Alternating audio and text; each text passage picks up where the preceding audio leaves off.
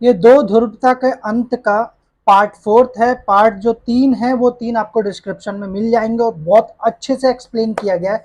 बस आपको प्रॉपरली देखना है और एक भी डाउट आपका नहीं रहेगा। चलो अब हम लास्ट वाले जो पॉइंट है उस पर आते हैं। ठीक है, तो हमारा इससे पहले तक का सारा हो गया है। अब हम कर रहे हैं संघर्ष और तनाव। क्लियर है, और इसी के साथ इसको हम पूरी तरीके से फिनिश कर देंगे। ध्यान देते हैं। ठीक है, संघर्ष और तनाव के अंदर दिया है कि पूर्व सोवियत संघ के अधिकांश गणराज्य संघर्ष की आशंका वाले क्षेत्र हैं। मतलब इसमें जहां पर संघर्ष हो सकता है किस चीज का, तो वहां पर गृह युद्ध छिड़ सकते हैं। क्या गणराज्यों में गृह युद्ध और बगावत को झेला है। गृह युद्ध क्या होता है? गृह युद्ध का मतलब ये होता है जब जनता आपस में ही लड़ने लगती है या सरकार से लड़ने लगती है तो गृह युद्ध छिड़ जाता है। जैसे भारत 1947 से 48 के बीच में क्या गृह युद्ध में रहा था, जब हिंदू मुसलमान ही एक दूसरे को मारने लगे थे। क्लियर है। नेक्स्ट में बगावत, आपको पता ही है सरकार के अगेंस्ट जब क्या है लोग विद्रोह करने लगते हैं तो उसे बगावत कहते हैं। ठीक है, उसके साथ साथ इन देशों में बाहरी ताकतों की क्या है दखल भी बढ़ी। ठीक है, क्यों बाहरी क्या बोलते हैं देश बढ़े, जैसे कि अमेरिका हो गया, चाइना हो गया, वो इन देशों में क्या इंटरफेयर करने लगे। ठीक है, इससे स्थिति और जटिल हुई। ठीक है, तो रूस के दो गणराज्य, एक चेचन्या और एक दागिस्तान, इंपोर्टेंट है, ध्यान रखना। ठीक है, जहां पे मैं मार्क कर रहा हूं उसे जरूर ध्यान रखना प्लीज। ठीक है, यानी कि जिसको मैं हाईलाइट कर रहा हूं, चेचन्या और दागिस्तान में हिंसक अलगाववादी आंदोलन छिड़ गए।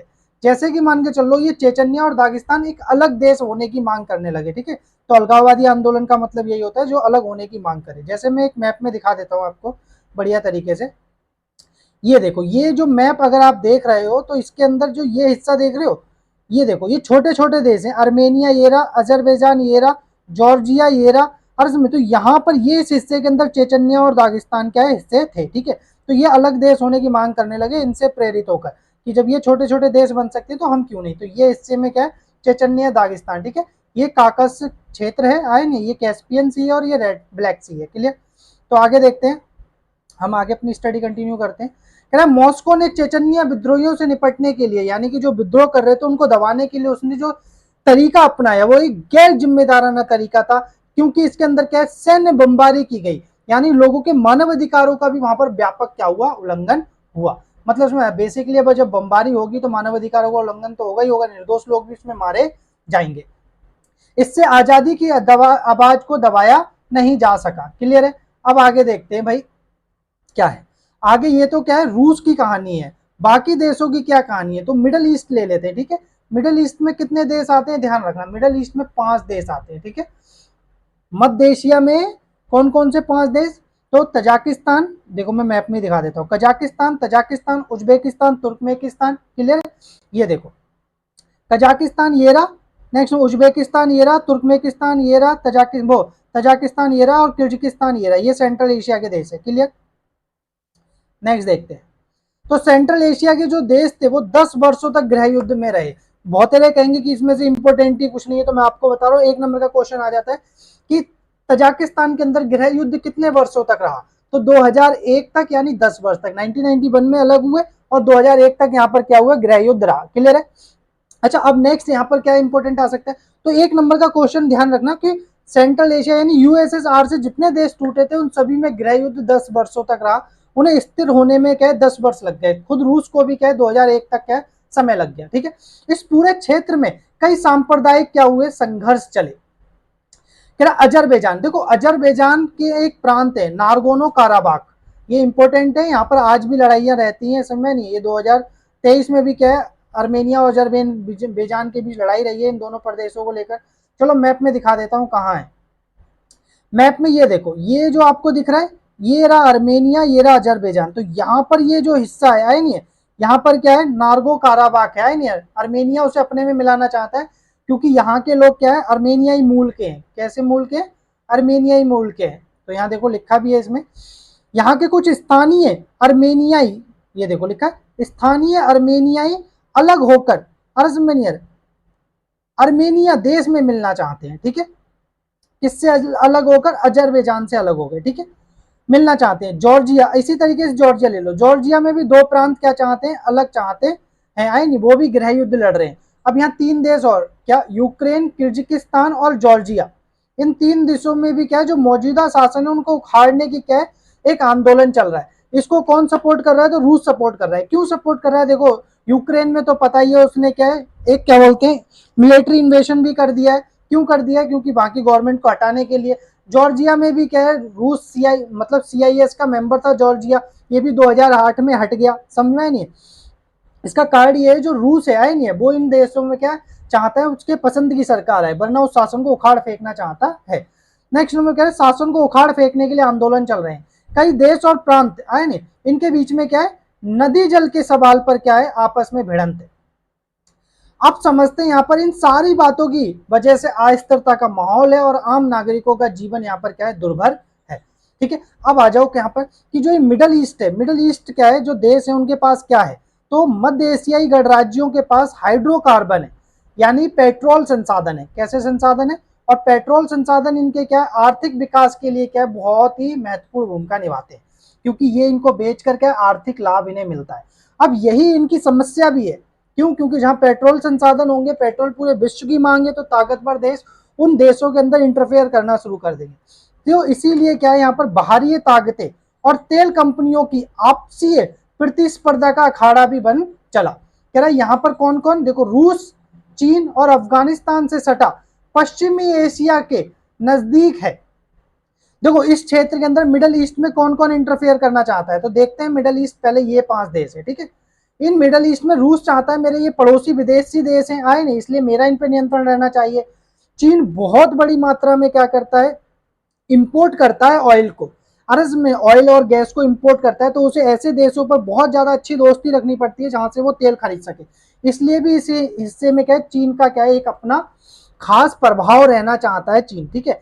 और दूसरे नंबर पे किसको ले लेते हैं, अमेरिका। जब अमेरिका में 9/11 की घटना घटी, देखो यहाँ पर क्या है दिया भी है, अमेरिका में जब 9/11 की घटना घटी, तो अमेरिका भी इस क्षेत्र में क्या है, सैनिक ठिकाने बनाना चाहता था, जिससे वो आसानी से क्या है, मतलब क्या है, एशिया को कंट्रोल कर सके। समझ में नहीं है? तो सैनिक ठिकाने बनाना चाहता था, जिससे उसने क्या है, किराए पर सैनिक ठिकाने हासिल किए। क्लियर है? मध्य एशिया के सभी राज्यों को क्या है, भुगतान किया, जहां उसने क्या है, अपने सैनिक ठिकाने बनाए। अफगानिस्तान इराक में युद्ध के दौरान, आपको पता है अफगानिस्तान के अंदर उसने 9/11 की घटना के बाद तालिबान को उखाड़ फेंका था, समझे? तो अफगानिस्तान के अंदर और इसी तरीके से इराक के अंदर ऑपरेशन इराकी फ्रीडम चलाया था। अरे ऑपरेशन और कौन सा चलाया था, डिजर्ट स्टॉर्म। तीसरा लेसन आपका है नहीं, वरना ये दोनों ऑपरेशन आपको पता चलते, ठीक है। के दौरान इन क्षेत्रों में क्या अपने विमानों को उड़ाने की अनुमति ली, ठीक है, क्योंकि भाई बेसिकली ये अमेरिका से उड़कर विमान क्या है, स्ट्राइक करके वापस तो नहीं जा सकते, तो पास में कोई ठिकाना होना चाहिए जहां से वो ऑयल को क्या कर सके, वहां का जो एविएशन फ्यूल है, मतलब सुनना जो ईंधन है, उसको भर के दोबारा से वो स्ट्राइक कर सके इन देशों पे, ठीक है। अपने विमानों को उड़ाने की अनुमति ली। रूस इन राज्यों को अपना पड़ोसी विदेशी मानता है या निकटवर्ती विदेशी मानता है, इसलिए रूस चाहता है कि इन राज्यों पर क्या उसका नियंत्रण रहे। यही वजह है कि उसने क्या यूक्रेन पर हमला कर दिया, क्योंकि वो उसके नियंत्रण से बाहर जा रहा था, ठीक है। खनिज और तेल जैसे संसाधनों की मौजूदगी के कारण चीन भी इस क्षेत्र में क्या है, आपसे हित जुड़े हुए हैं, क्योंकि चीन को क्या चाहिए, तेल चाहिए, ठीक है। नेक्स्ट में चीनियों ने तो क्या है, यहाँ के जो सीमावर्ती क्षेत्र है वहां पर क्या है, आकर व्यापार करना भी शुरू कर दिया है। क्लियर हो गया? क्योंकि ये चीन के क्या है, पड़ोसी देश लगते भी हैं। क्लियर हो गया? सेंट्रल एशिया के देश। अब नेक्स्ट देखते हैं भाई आगे, ठीक है। आगे कह रहा है क्या, आगे आपका कह रहा है पूर्वी यूरोप में चेकोस्लोवाकिया। देखो चेकोस्लोवाकिया है वो शांतिपूर्वक 2 हिस्सों में बट गया, एक तो चेक अलग देश बन गया और स्लोवाकिया अलग देश बन गया, ठीक है। अगर आप चाहो तो पूर्वी यूरोप में देख सकते हो, आप मैप में देख सकते हो, यहाँ मैं दिखा देता हूँ। ये देखो ये आपका मैप है और ये रहा आपका क्या है, ये देख लो चेक, ये रहा चेक और ये रहा स्लोवाकिया। समझ में नहीं है? इसकी राजधानी क्या है, प्राग है। क्लियर है? और इसका क्या है, बेरिस्टोव, क्या बेरिस्टोवा। क्लियर हो गया? ये क्या है, चेक रिपब्लिक है, ये स्लोवाकिया, ये दोनों एक देश थे और इसमें अब ये 2 अलग देश बन गए। क्लियर है? नेक्स्ट देखते हैं। तो चेकोस्लोवाकिया शांतिपूर्वक 2 हिस्सों में बट गया। सबसे जो गहन संघर्ष है वो बाल्कन क्षेत्र में छिड़ा। अर्ज में ये इंपॉर्टेंट है, 1 नंबर का क्वेश्चन आ जाता है कि बाल्कन क्षेत्र में या आइज में किस देश के क्या छोटे छोटे टुकड़े हो गए। समझ में नहीं? ये कई प्रांतों में टूट गया। युगोस्लोवाकिया 1 नंबर का क्वेश्चन आपका इस बार भी आया था, मतलब 2024 फाइनल एग्जाम में, 2025 के फाइनल में भी आएगा ये क्वेश्चन, ठीक है, और फर्स्ट टर्म में भी। कह रहे हैं 1991 के बाद युगोस्लोवाकिया कई प्रांतों में टूट गया। बात समझ में आ रही नहीं आ रही क्या? जो ये है काफी प्रांतों में टूट गया। क्लियर है। अब समझते हैं यहाँ पर हम क्या, थोड़ा सा हम यहाँ पर एक कलर ले लेते हैं हाईलाइट करने के लिए। चलो भाई देखते हैं। तो कौन सा देश टूटा, यूगोस्लोवाकिया, एक नंबर का याद रखना। कितने देशों में टूट गया, तो यहाँ पर 3 ही देश दिए हैं, बोस्निया हर्जेगोविना जिसकी राजधानी सराजीवो है, स्लोवेनिया, अर्मेनिया, नेक्स्ट नंबर पे क्या है, क्रोएशिया, मैसेडोनिया, चलो मैं मैप में दिखा देता हूँ आपको, समझ में नहीं क्या, मैसेडोनिया, सराजीवो, सराजीवो तो उसकी राजधानी है, ठीक है, सर्बिया, सॉरी, ये देखो ये हिस्सा देख रहे हो आप, ये आपका क्या है, बाल्कन है। यहाँ पर बाल्कन क्या है, एक माउंटेन है, अर्स में नहीं, इसलिए उसके नाम पर रखा गया, इसको बाल्कन क्या बोलते हैं, प्रायद्वीप बोलते हैं। तो देखो कौन कौन सा है, तो ये देखो ये रहा सराजीवो, अर्मेनियर, बोस्निया हर्जेगोविना, अर्मेनिया, बेलग्रेड पहले क्या है, यूगोस्लोवाकिया की राजधानी थी, अब ये क्या है, सर्बिया की कैपिटल बन गई है, ठीक है। नेक्स्ट नंबर पे यहाँ पर क्या है, एक मैसिडोनिया है, बात समझ में, इन देशों में ये बढ़ चुका है। नेक्स्ट नंबर पे देखो 3 ही इसमें दिए हैं, बाकी मैंने आप लोगों को बता दिए, मैसिडोनिया जैसे एक मैंने बता दिया है, नहीं है, एक आपका कौन सा, सर्बिया, अरे समझ में नहीं आ रहा। नेक्स्ट नंबर कह रहा है वहां नाटो को हस्तक्षेप करना पड़ा, किसको, नाटो को हस्तक्षेप करना पड़ा, और क्रोटेरिया, अरे समझ नहीं, ऐसे देश। नेक्स्ट नंबर यूगोस्लोवाकिया पर बमबारी हुई और जातीय संघर्ष में गृह युद्ध का रूप ले लिया। क्लियर है। अब आ जाते हैं भाई, ये तो पता चल गया रूस के साथ, रूस में क्या हुआ 10 वर्षों तक गृह युद्ध, बाकी उसके पड़ोसी सेंट्रल एशिया में क्या हुआ, वो मिडल ईस्ट में क्या हुआ 5 देशों के अंदर, ये पता चल गया, समझ में, यूक्रेन जॉर्जिया इनमें कैसे संघर्ष चल रहे ये पता चल गए, ठीक है। अब भाई देखते हैं कि उज्बेकिस्तान में हिंदुस्तानी फिल्मों की धूम, भारत के साथ कैसे रिश्ते थे सोवियत संघ के, ठीक है। तो सोवियत संघ को विघटित हुए कह रहे 7 साल बीत गए हैं, अभी तो बच्चों 1991 के हिसाब से अगर देखा जाएगा तो आप अंदाजा लगा सकते हो कितने, 24 साल ये हो गए, 9 उधर हो गए। क्लियर है। यानी कि करीबन करीबन 35 साल हो चुके हैं, ये पुरानी बुक है, इसको अपडेट नहीं किया गया है, इसी वजह से ये 7 साल है। लेकिन हिंदी फिल्मों के लिए जो उज्बेक लोग हैं, यानी कि जो उज्बेकिस्तान के लोग आएंगे, उनकी ललक मौजूद है। इसका कारण क्या है, क्योंकि संस्कृति आनसन में नहीं आ रहा, क्योंकि सेंट्रल एशिया के देश क्या है, सेंट्रल एशिया के लोग भारत में बहुत लोग आते रहे थे, जब भारत क्या बोलते हैं, मुस्लिम मतलब क्या बोलते हैं, नियंत्रण में था, समझ में, या मुगलों के नियंत्रण में था उस समय। क्लियर है। आपको पता है बाबर उज्बेकी था। क्लियर है। अरे समझ में नहीं आ रहा। नेक्स्ट नंबर पे देखते हैं भाई, हिंदुस्तान में कोई नई फिल्म निकलती तो वहां पर पायरेटेड, पायरेटेड का मतलब होता है कॉपी, मतलब उसमें उस फिल्म को क्या है, कॉपी मारकर मार्केट में जाली पहुंचा देते हैं, ठीक है।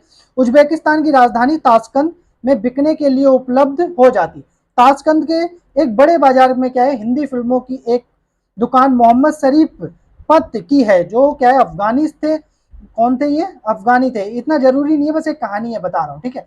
पाकिस्तान के सीमावर्ती प्रांत के शहर पेशावर से वीडियो मंगाते थे, और बताते हैं ये कि ताशकंद के 70% लोग इन फिल्मों को गाते हैं, मतलब खरीदते हैं, और रोजाना 100 वीडियो क्या बेच देते हैं, और उन्होंने अभी अभी 1000 का क्या है ऑर्डर भी किया है। बात समझ में नहीं है। कह रहा उज्बेक लोग मध्य एशिया के हैं, समझ में, मिडल ईस्ट, ठीक है, मिडल ईस्ट, बाबर भी देखो क्या है, एक मिडल ईस्ट ही था, ठीक है, उज्बेकिस्तान का ही था वो, ठीक है, परगना का। क्लियर है। उसकी एक साझी संस्कृति है, यानी भारतीय संस्कृति और उज्बेक संस्कृति क्या इस तरीके से एक साझी हुई, इसी कारण ये लोग भारतीय फिल्मों को पसंद करते हैं। क्लियर हो गया। अब समझते हैं कि भाई और साझे इतिहास में क्या मिलता है, साझे इतिहास के बावजूद भारतीय फिल्मों और हीरो के लिए क्या है, उज्बेक लोगों की दीवानगी, जैसे मैं बता रहा हूँ, उज्बेकिस्तान के अनेक भारतीयों को आश्चर्यजनक जान पड़ता है कि ताशकंद स्थित भारतीय दूतावास के अशोक समर बताते हैं कि जहां भी जाते हैं स्थानीय अधिकारियों से मिलते हैं तो कबीना मंत्री तक बातचीत में हमेशा इसका जिक्र करते हैं। इससे पता चलता है कि भारतीय फिल्में वहां पर बहुत धूम मचाई थी, अरे समझने, और आज भी भारतीय फिल्में, संगीत, गीत, खास तौर पर राजकुमार को वहां घर घर जाना जाता था, राजकुमार हीरो थे, ठीक है। नेक्स्ट नंबर, यहाँ अधिकांश लोग क्या है, हिंदी गीत गा लेते थे, चाहे उनका अर्थ मालूम ना हो, उनका उच्चारण भी क्या होता था, सही होता था, वे संगीत भी पकड़ लेते थे। अर्थ में मैंने पाया कि सारे पड़ोसी देश हिंदी गीत बजाते हैं, गा लेते हैं, जबकि मैं उज्बेकिस्तान से आया तो मेरे लिए सचमुच बहुत आश्चर्य की बात। इससे पता चलता है हमारा क्या साझा इतिहास था। क्लियर है।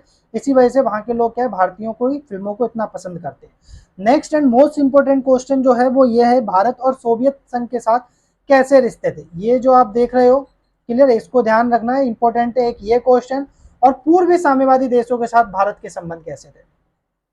तो देखो शीत युद्ध के दौरान भारत और सोवियत संघ के बीच में बहुत गहरे संबंध थे। आलोचकों को तो ये तक कहने का मौका मिल गया था कि भारत ने क्या अपनी गुटनिरपेक्षता की नीति छोड़कर सोवियत खेमे में क्या बन गया है, उसका हिस्सेदार बन गया है। क्लियर है। तो भारत कह रहा है सोवियत संघ का संबंध क्या बहुआयामी थे। एक आर्थिक संबंध देखते हैं उसके, ठीक है। आर्थिक संबंध का मतलब ये, सोवियत संघ ने भारत के सार्वजनिक क्षेत्र की कंपनियों को ऐसे वक्त में मदद की जब ऐसी मदद पाना बहुत मुश्किल था। क्यों? सोवियत संघ ने क्या है, भिलाई, बेकारो, विशाखापट्टनम में क्या है, इस्पात उद्योग लगाने में, अरसमिनियर और हैवी इलेक्ट्रॉनिक्स मशीनरी क्या है, संयंत्र लगाने में भारत को एक तो आर्थिक यानी पैसों से भी मदद दी और टेक्निक में भी यानी टेक्नोलॉजी में भी क्या दी, मदद दी। क्लियर। जब भारत के पास विदेशी मुद्रा की कमी थी, बात समझ में नहीं, यानी कि जब फॉरेन करेंसी नहीं थी तो उन्होंने क्या है, रुपए को माध्यम बनाकर भारत के साथ व्यापार भी किया। तो देखो कितनी बड़ी ये क्या है, मदद है सोवियत संघ की भारत के साथ। क्लियर है। तो क्या क्या उन्होंने, एक तो हमारे बड़े बड़े उद्योग लगाने में मदद की, भिलाई, बिकारो, विशाखापट्टनम में आए, और हैवी इलेक्ट्रॉनिक्स मशीनरी संयंत्र में आर्थिक और तकनीकी तौर पर। विदेशी मुद्रा की कमी होने पर उन्होंने हमें क्या दिया, रुपए का माध्यम बनाकर व्यापार किया। राजनीति क्या, कश्मीर के मुद्दे पर उन्होंने हमारा हमेशा समर्थन किया। उन्होंने तो ये तक कह दिया कि भारतीय लोग कभी भी कश्मीर की वादियों से भी, कश्मीर की वादी और उज्बेकिस्तान, अरसमिनियर, ठीक है, यानी जस्ट सटे हुए देश हैं, अरसमिनियर, जैसे कि मैं बता देता हूँ सेंट्रल एशिया कैसे, ये देखो भाई ये रहा उज्बेकिस्तान, ये लग रहा है तजाकिस्तान, ये लग रहा है, ये देखो इंडिया रहा, अरसमिनियर। तो कह रहे हैं, आपको पता ही है इंडिया यहाँ तक है, अरसम इसने क्या कंट्रोल कर लिया है वो अलग बात है, ठीक है। तो ये जो हिस्सा है अरसमिनियर, इस हिस्से पर बात समझना, ठीक है। यहाँ से भी आप आवाज लगा दोगे तो हम दौड़े चले आएंगे, किसके लिए, इंडिया के लिए। समझ में, कश्मीर के मुद्दे पर उसने हमेशा समर्थन किया, संयुक्त राष्ट्र में भी। और 1971 के अंदर जब भारत का पाकिस्तान के साथ युद्ध होना था समय, तो उस समय भारत ने क्या किया था, तब 1971 में यूएसएसआर के साथ एक समझौता कर लिया था अगस्त में, ठीक है, जिसे शांति, सहयोग और मित्रता की क्या समझौता कहा गया, ठीक है। ये वो क्या है, हमारी विदेशी नीति का क्या करता है, जो गुटनिरपेक्षता की नीति है उसका समर्थन करता है, और भारत भी सोवियत संघ की विदेशी नीति का क्या समर्थन करता है। इसलिए महत्वपूर्ण तरीके से दोनों ने एक दूसरे का समर्थन किया। सैन्य क्या है, तो सैनिक तौर पर अगर देखा जाए तो भारत को सोवियत संघ ने ऐसे वक्त में सैनिक साजे सामान दिए, सब शायद ही कोई अन्य देश भारत को अपनी क्या है सैन्य टेक्नोलॉजी भारत को देने के लिए तैयार होता। समझे, उसने क्या पता ही है, भारत में जितने भी हथियार हैं आए, लड़ाकू जहाज हैं, वो ज्यादातर यूएसएसआर से हैं, बाजू में। तो उसने बड़े पैमाने पर हमें सैन्य साजो सामान दिए, सैन्य टेक्नोलॉजी दी।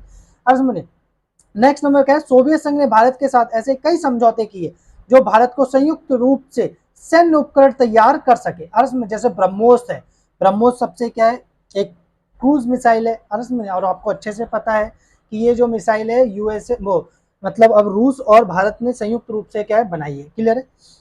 अब संस्कृति देखते हैं। हम देख चुके हैं कि हिंदी फिल्म और भारतीय संगीत जो संस्कृति है सोवियत संघ में कितनी लोकप्रिय थी। क्लियर है। बड़ी संख्या में क्या है भारतीय लेखक और कलाकारों ने सोवियत संघ की यात्राएं भी की। क्लियर है। आप समझते हैं जब यूएसएसआर खत्म हो गया तो अब रूस बना, और वहां के जो और गैर साम्यवादी देश थे उनके साथ भारत के संबंध कैसे हैं, ये आपका कई बार क्वेश्चन है और ये सिलेबस में भी है, इसलिए इस पे ध्यान देना है। सिलेबस में सारा है, ठीक है, जो नहीं है उसको हम पढ़ा ही नहीं रहे, ठीक है। नेक्स्ट नंबर पे कह रहा है भारत ने साम्यवादी रह चुके सभी देशों के साथ अच्छे संबंध कायम किए। क्लियर है। यानी कि जो देश पहले साम्यवादी थे उन सभी के साथ उसने क्या अच्छे संबंध कायम किए, पर सबसे अच्छे जो संबंध रहे वो किसके साथ रहे, भारत और रूस के संबंध बहुत गहरे हैं आज भी। ठीक है। भारत की विदेशी नीति का एक महत्वपूर्ण पहलू भारत का रूस के साथ संबंध भी है, ध्यान रखना। भारत की विदेशी नीति में रूस को क्या है दोस्त बनाए रखना, ये एक महत्वपूर्ण पहलू है। यानी रूस को हम इग्नोर नहीं मानते कभी भी। अभी उसने यूक्रेन पे हमला किया तो भी हमने इनडायरेक्टली कहीं ना कहीं रूस को सपोर्ट किया। क्लियर है। भारत रूस संबंधों का इतिहास कैसा है, आपसी विश्वास का है। हम लोग इतिहास से एक दूसरे पे भरोसा कर सकते हैं और हमारे साझे हित हैं। ठीक है। नेक्स्ट में भारत और रूस के आपसी संबंध इन देशों की जनता की क्या है अपेक्षाओं से मेल खाते हैं, क्योंकि दोनों देशों की जो जनताएं हैं वो क्या है कहीं ना कहीं आपसी मतलब हित रखती हैं। नेक्स्ट में भारतीय कह रहे हैं हिंदी फिल्मों के नायक में राज कपूर हो गए, अमिताभ बच्चन के रूस और पूर्वी यूरोप के बाकी गणराज्यों में घर घर जाने जाते हैं। आप इस क्षेत्र में हिंदी फिल्मों के गीत बजते सुनते देख सकते हैं। भारत यहाँ पर क्या जनमानस का एक अंग है। अब इसमें जो मोस्ट इंपोर्टेंट चीज ये है कि भारत और रूस के साथ संबंध कैसे है। क्लियर है। ये क्वेश्चन आ जाता है कई बार कि सोवियत संघ के विघटन के बाद भारत और रूस के संबंध कैसे हैं। तो आप समझते हैं कि इन लोगों के बीच में क्या क्या इनका सपना सेम है। तो पहला पॉइंट लिखोगे, दोनों का सपना बहुध्रुवीय विश्व का है। बहुध्रुवीय विश्व किसे कहते हैं? बहुध्रुवीय विश्व का मतलब ये होता है जब विश्व में किसी एक देश का दबदबा ना होकर, अरे समझ, बहुत सारे देशों का दबदबा हो। क्लियर है? सोचो आज अमेरिका का दबदबा है, अगर अमेरिका का दबदबा ना होकर 4-5 देशों का दबदबा होता तो जिस तरीके से क्या रशिया हमला कर रहा है यूक्रेन पर, ऐसा नहीं हो पाता। जिस तरीके से क्या इजराइल हमास पर हमला कर रहा है, मतलब गाजा पर हमला कर रहा है, तो ऐसा नहीं हो पाता। क्लियर? अभी अमेरिका खुला सपोर्ट दे रखा है, इसी वजह से दूसरे देश कोई घुस नहीं सकता। ठीक है, सपना बहुध्रुवीय विश्व का है। क्लियर? नेक्स्ट नंबर पे कह रहा है बहुध्रुवीय विश्व से कह रहा है इन दोनों देशों का आश्रय अंतरराष्ट्रीय पलक पर कई शक्तियां मौजूद हो, जैसे मैंने बताया। जैसे मान के चलो, अगर क्यों मतलब यूक्रेन पर हमला रूस नहीं कर पाता, सोचो अगर इंडिया विश्व की महाशक्ति होता तो इंडिया रशिया को समझा लेता। अभी वो इतनी बड़ी शक्ति नहीं है कि रूस को समझा सके कि भाई युद्ध मत करो, अभी वो ज्यादा से ज्यादा सजेस्ट कर सकता है। ठीक है, चाइना विश्व की महाशक्ति होता तो कोई ना कोई क्या है देश दूसरे देशों से अच्छे संबंध होते, वो उनको रोक लेते। क्लियर? कह रहा सुरक्षा की सामूहिक जिम्मेदारी हो। दूसरा पॉइंट क्या है? सुरक्षा की सामूहिक जिम्मेदारी। उसका मतलब ये, यदि कोई एक देश दूसरे देश पर हमला करता है तो सारे देश ये माने कि ये देश खतरनाक है, क्योंकि आज इस पर हमला किया है तो कल हम पर भी कर सकता है। जैसे इसराइल ने क्या है गाजा पर किया, वो गलत है। समझ में आया नहीं है? मतलब वैसे जो उस पर आतंकवादी हमला हुआ, वो उसके बाद उसने रिटेलिएट किया, वो गलत नहीं, पर जो तरीका अपनाया वो गलत था। मुझे लगता है गाजा के लोगों के पास तो बिल्कुल क्षमता ही नहीं थी, आए नहीं तो उसको क्या है एयर ऑपरेशन और मिलिट्री ऑपरेशन करने की जरूरत ही नहीं थी। वो तो खुला घुस घुस के मारता है, नहीं पर्टिकुलरली गाजा मतलब क्या हमास के लोगों को टारगेट करता और मार सकता था। सच में उनके पास इतनी पावर नहीं थी, पर उसे क्या था बर्बाद करना था, इसी वजह से उसने बर्बाद किया। ठीक है, इसका मतलब है किसी भी देश पर हमला हो तो सभी देश उसे अपने लिए खतरा माने और साथ मिलकर कार्रवाई करें। नेक्स्ट नंबर पे कह रहा है क्षेत्रीयताओं को जगह मिले और अंतरराष्ट्रीय कह रहा है संघर्ष का वह समाधान बातचीत के द्वारा हो। हर देश की स्वतंत्र विदेशी नीति हो। विदेशी नीति कैसी होनी चाहिए? स्वतंत्र होनी चाहिए। संयुक्त राष्ट्र जैसी संस्थाएं हैं उनको क्या बनाया जाए? मजबूत बनाया जाए। बात समझ में? अभी देखो संयुक्त राष्ट्र संगठन क्या है, 5 जो वीटो पावर है जिनके पास, उन्हीं के क्या है एक मान के चलो अधीन हो गई है। ठीक है, वो जैसा चाहते हैं वैसा ही यूएनओ करता है। इन संस्थाओं को मजबूत लोकतांत्रिक और शक्ति संपन्न क्या है बनाया जाए। क्लियर है?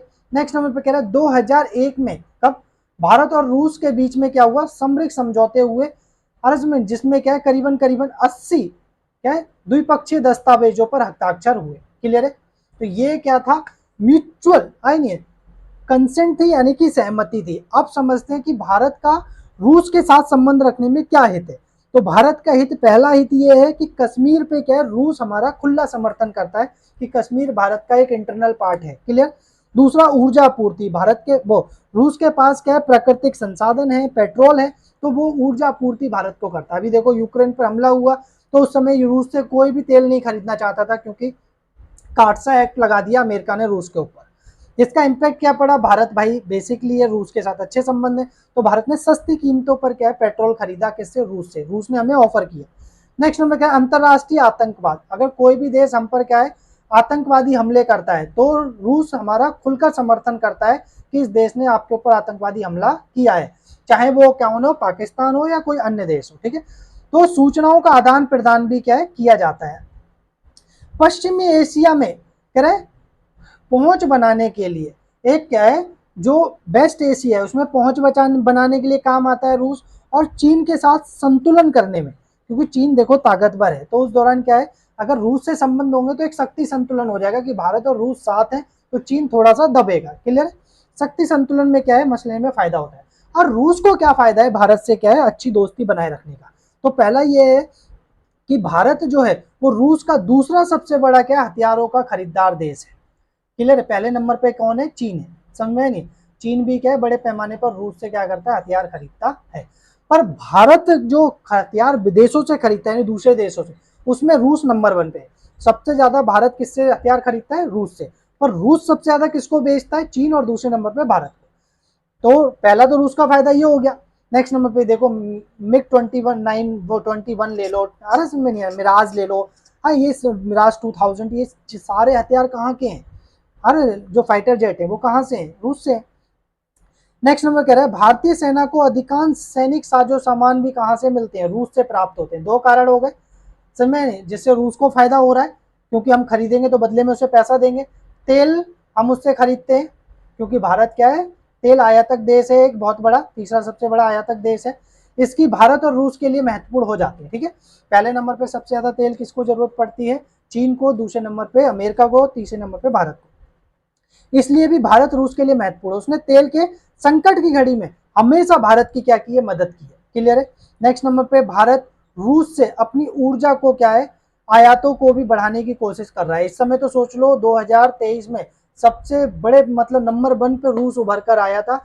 भारत ने सबसे ज्यादा जो क्या बोलते तेल खरीदा वो किसके साथ खरीदा था, रूस के साथ खरीदा था। ठीक है, ऐसी कोशिश कजाकिस्तान और तुर्कमेनिस्तान के साथ भी रही है जिससे हम तेल खरीद सके, क्योंकि उनके पास तेल है और हम क्या कर सकते हैं, इनसे तेल खरीद सकते हैं। इन गणराज्यों के साथ सहयोग के अंतर्गत तेल वाले इलाकों में साझेदारी, अर्जमनी और निवेश करना भी शामिल है। भारत इन इलाकों में क्या कर रहा है, निवेश भी कर रहा है।